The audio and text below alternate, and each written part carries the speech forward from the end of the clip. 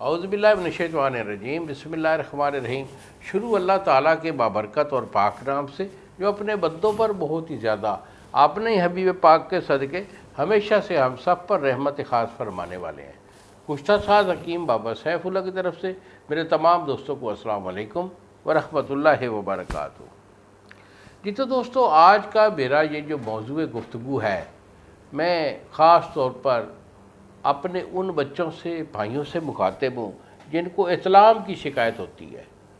دیکھو، اطلام ایک فطرتی عمل ہے کہ مہینہ میں 1 2 3 بار آ جانا اطلام، اس کو ہم بیماری تصور نہیں کرتے، مگر کچھ لوگ ایسے ہوتے ہیں جس کو ہم مرض اطلام کہتے ہیں کہ ان کو ہر رات میں اطلام ہو جاتا ہے، یا مہینہ میں 10 دفعہ یا 15 دفعہ اطلام آ جاتا ہے۔ تو یہ مرض ہے، اور اس مرض کو فوری طور پر کنٹرول کرنا چاہیے۔ اور ہم یہ آپ کو یہ سفارش کریں گے کہ اطلام جو ہے، اس کے علاج جو ہے وہ فوری لینا چاہیے، اور اس کو ڈیپلی لینا چاہیے، لائٹلی نہیں لینا چاہیے، لاپرواہی نہیں کرنی چاہیے۔ کیوں کہ جب یہ پرانا ہو جائے گا تو اس کا علاج تو ایک مشکل سے ہوتا ہے، اور دوسرا آپ کا اعضائے رئیسہ جو ہے ان کو ویکن کرتے ہوئے آپ کے جوڑوں میں درد ہوگا، جوڑ آپ کے ٹک ٹک بجے گے، اعصابی کمزوری آ جائے گی، اور پھر اس کے ساتھ کیا ہے، دماغی کمزوری بھی ہوگی۔ دل کی کمزوری میں دل کا پھڑکنا، سانس کا پھولنا، معدہ پتلا، ٹائمنگ نہیں ہے، معدہ کا ڈسٹرب ہونا، یہ اطلام کے سبب سے یہ ایشو آتے ہیں۔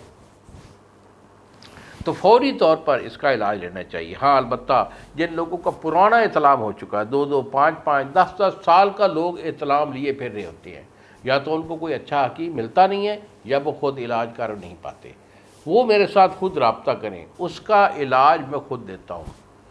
لیکن جن لوگوں کا اطلام شروعات پہ ہوتا ہے 2 4 6 مہینہ تک، تو اس کے لیے میں آپ کو نسخہ دے رہا ہوں۔ میرا نسخہ استعمال کر لے تو انشاءاللہ اطلام نہیں رہے گا۔ تو بیٹا، اس میں آپ نے لینا کیا ہے؟ اس میں لیں گے آپ ترفلا۔ ترفلا آپ کا 1 پاؤ ہے، 1 پاؤ آپ کا ترفلا ہو گیا۔ کائفل یہ آپ کا 5 تولے ہے، ستاور یہ آپ کا 5 تولے ہے، اور نمک سیاہ آپ کا جو ہے یہ 100 گرام ہے۔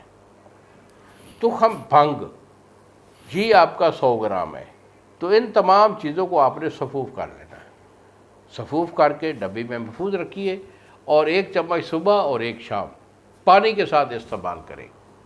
اگر اطلام کی کثرت ہے تو پھر اس کو 3 ٹائم استعمال کریں، اور خاص طور پر اپنی جو خوراک ہے اس کا یہ دھیان ہو کہ پیٹ بھر کر نہیں کھانا، ہلکا کھا لیں، 2 گھنٹے میں جب کراس کر جائے، بھوک لگے، پھر تھوڑا کھا لیں، اور بالخصوص جو رات کا کھانا ہوتا ہے وہ ہضم کر کے سوئیں۔